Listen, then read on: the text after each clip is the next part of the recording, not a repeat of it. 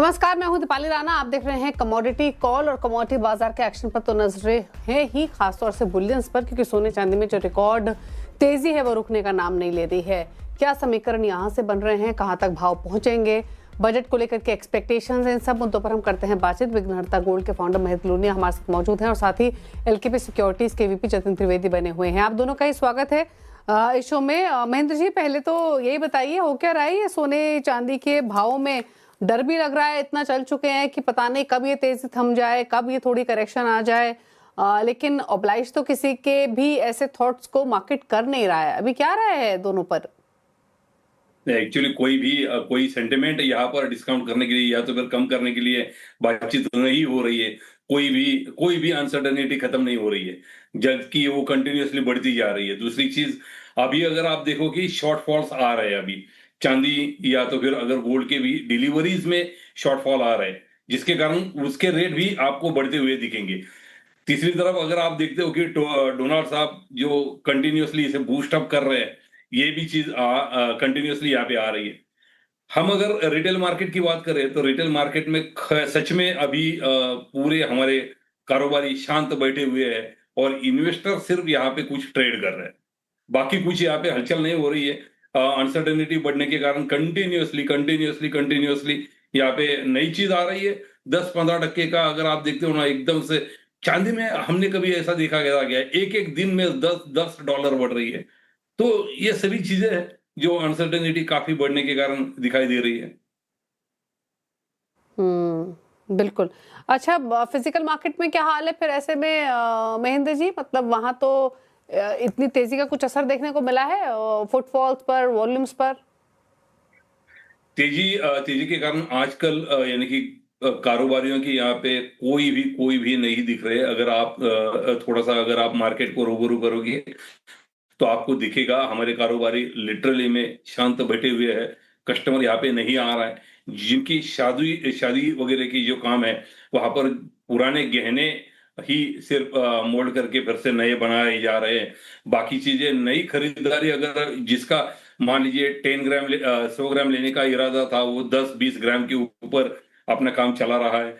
ऐसे में जो इन्वेस्टर्स है, इन्वेस्टर भी यहाँ पे आ रहे हैं। वो भी अपना यानी कि बेचने की कोई बात नहीं कर रहा है, खरीदने की बात हो रही है ज्यादातर। और इसके कारण क्या हो रहा है ना कि अगर आप ये देखते हो कि रिटेल में कोई काम ही नहीं हो रहा है आज के डेट में। ओके।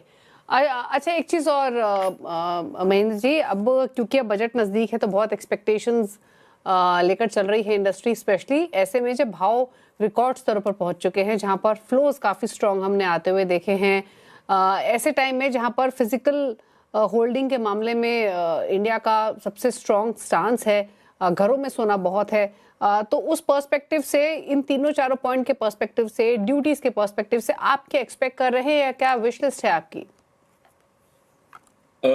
बजट से हमारी ये एक्सपेक्टेशन रहेगी कि गवर्नमेंट ने कोई इंपोर्ट ड्यूटी में बदलाव ना करे। अगर आप कम नहीं कर सकते हो तो बढ़ाइए तो मत। दूसरी तरफ अगर आप ये देखते हो कि मार्केट जब मैडम अगर मार्केट चलेगा, कारोबार होगा, तभी तो आपको इनकम आएगा, या जीएसटी की हो या कोई भी चीजें आएगी। अगर इसे बरकरार रखना है तो इसके लिए जो इंपोर्ट ड्यूटी है वो अगर आप कम करते हो, 3 की बजाय अगर आप 2 पे लेके आते हो, तो ये एक सहारा होगा इस पूरे गोल्ड मार्केट के लिए। दूसरी तरफ मैं यही चाहूंगा कि digital gold point of view से, कि आज के डेट में हम विकसित भारत का सपना देखते हैं। और अगर विकसित भारत का सपना हमें देखना है तो आइडियली गोल्ड पढ़ के रहने से कुछ फायदा नहीं होगा, क्योंकि लिक्विडिटी मार्केट से खराब हो जाती है। इतने बड़े पैमाने पे 700-800 टन का हम हर साल का गोल्ड अगर इंपोर्ट करते हैं, तो उतने बड़ी पैमाने पे हमारा पैसा लिक्विडिटी खराब कर देता है, और निकलने के बाद वो तिजोरी में पड़ता है। बहुत अच्छी स्कीम आप लेके आए थे गवर्नमेंट से, मैं अर्ज करूंगा कि बहुत अच्छी स्कीम आप लेके आए थे, सोवरिन गोल्ड बॉन्ड। आज के डेट में वो शुरू करिए फिर से, जिस कारण लोगों का इंटेंशन जो था फिजिकल से निकलकर डिजिटल में आना, ये शुरू हुआ था, कहीं ना कहीं उसके नतीजे दिखने शुरू हुए थे, और वहीं पर आप लोगों ने बैकआउट कर दिया। तो बाकी की जो आपके स्कीम्स चालू रहते हैं, मैं किसी स्कीम का नाम नहीं लूंगा, लेकिन वहां पर आप सिर्फ लोग लुभावने काम करते हैं। यहाँ पर इंडस्ट्री लुभावने काम करी है, जिसके कारण अगर गोल्ड अगर बाहर आएगा, डिजिटल गोल्ड में आएगा, तो वो जो पड़ा हुआ गोल्ड था वही ट्रांसफॉर्म होगा डिजिटल में। तो मार्केट की डिमांड जो है वो अपने घर में ही पूरी होगी, हमें इंपोर्ट करने की जरूरत नहीं पड़ेगी, अपने लिक्विडिटी बनी रहेगी, हम इंटरेस्ट रेट कम करवाएंगे, कारोबारियों को बढ़ेगा, सोने में काफी सारा काम होगा। लेकिन आपको होना चाहिए कि सोवरिन गोल्ड बॉन्ड लेके आइए, वो बहुत फायदे का होगा। डिजिटल गोल्ड को बढ़ावा दीजिए। वैसे तो मैं मीडिया की हमेशा सराहना करता हूँ कि इन्होंने हमेशा लोगों को लिटरेट करने की चाह रखी है, जिसके कारण लोग आज के डेट में ईटीएफ, गोल्ड बीज यहाँ पर शिफ्ट हो रहे हैं। ये एक अच्छी मूवमेंट हो रही है, लेकिन इसे थोड़ा सा बूस्ट करने की जरूरत है। आइडियली पड़ा हुआ गोल्ड अगर निकलेगा तो इकोनॉमी बूस्ट करेगी। भारत एक विकसित राष्ट्र का हमारा सपना बहुत जल्द पूरा होगा। बिल्कुल। चलिए, अब नजरें बजट पर टिकी हुई हैं, प्राइसेस पर तो नजरें बनी हुई हैं ही, और ग्लोबल मार्केट्स में जो हो रहा है, करेंसी मार्केट में जो हो रहा है, उस पर भी क्लियरली फोकस है बुलियंस के मूवमेंट के हिसाब से। But thank you Mahendra ji आने के लिए शो में और अपने व्यूज देने के लिए। रुकना इसी के साथ एक ब्रेक के लिए। जतिन त्रिवेदी हमारे साथ बने हुए, लौटेंगे तो फोकस करेंगे ट्रेड्स पर। जल्द वापस आते हैं। Commodity call LKP securities, Jatin Trivedi हमारे साथ मौजूद हैं। बात करते हैं ट्रेडिंग स्ट्रैटेजीज की। जतिन नमस्कार, बताइए पहले तो आपकी ट्रेडिंग कॉल्स कौन सा आइडेंटिफाई किया आपने ट्रेड्स? दीपाली, एनर्जी पैक में से क्रूड ऑयल जो है मुझे पसंद आ रहा है। लास्ट वीक भी इसने अच्छी खासी बढ़त जो है वो रजिस्टर की हुई है, और इस हफ्ते एक माइनर गैप डाउन ओपनिंग के साथ शुरू है मार्केट, लेकिन स्ट्रेंथ जो है वो पिछले 1-2 हफ्ते से देखने जाएंगे तो अच्छी खासी बढ़ रही है। तो इसी के साथ में यहाँ पे क्रूड ऑयल के अंदर बाइंग साइड की रिकमेंडेशन रहेगी।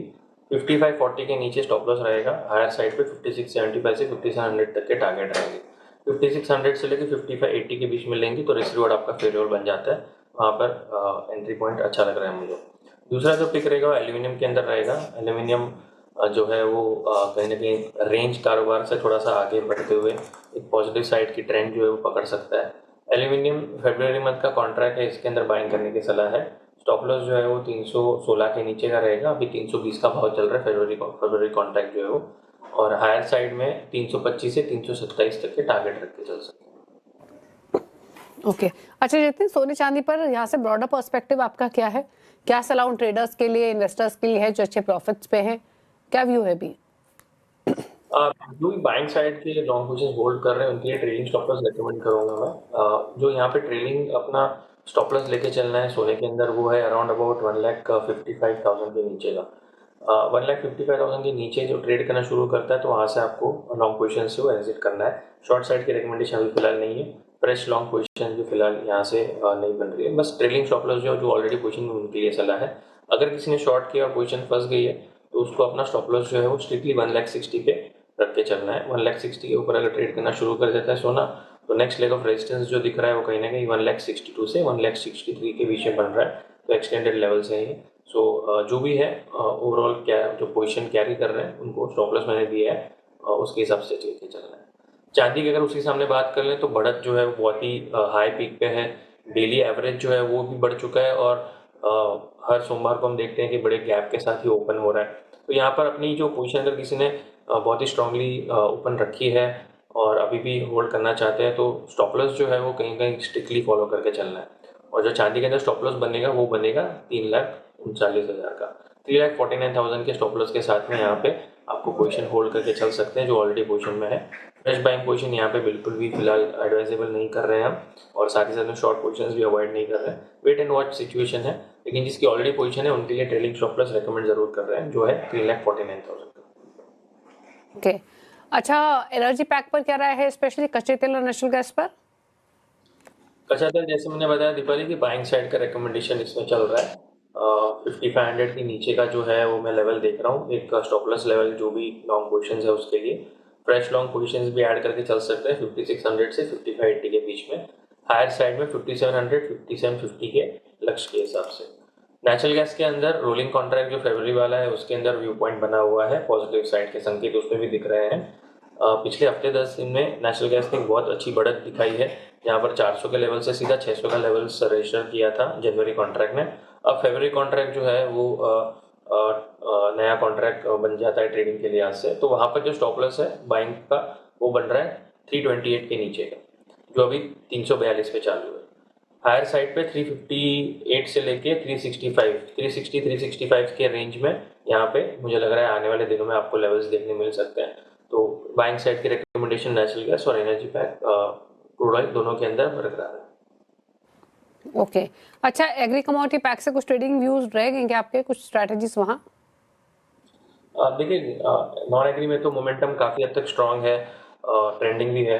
तो एग्री पैक में क्या चुनिंदा कमोडिटीज़ जो है वो अच्छी ट्रेड के हिसाब से कर रही है। कॉटन सील ऑयल केक की बात कर लूँ तो यहाँ पर एक बढ़त के साथ ट्रेड हो रहा है, तो वहाँ पर थोड़ा सा बाइंग मोमेंटम दिख रहा है मुझे।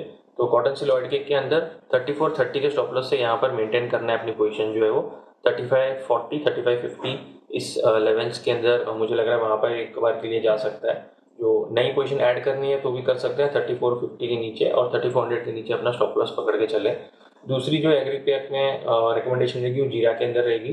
जीरा के अंदर थोड़ा प्रॉफिट बुकिंग चल रहा है, जिस तरह से थोड़ी बहुत बढ़त के साथ ट्रेड हुआ था जीरा पिछले कुछ दिनों में, अब यहाँ पे थोड़ा सा मुनाफा वसूली चल रहा है। तो मुझे लग रहा है मुनाफा वसूली टुवर्ड्स 23,300 23,400 तक फिसल सकती है। 24,300 के स्टॉप लॉस से यहाँ पर सेल साइड की रिकमेंडेशन रहेगी 23,300 तक के लक्ष्य के हिसाब से।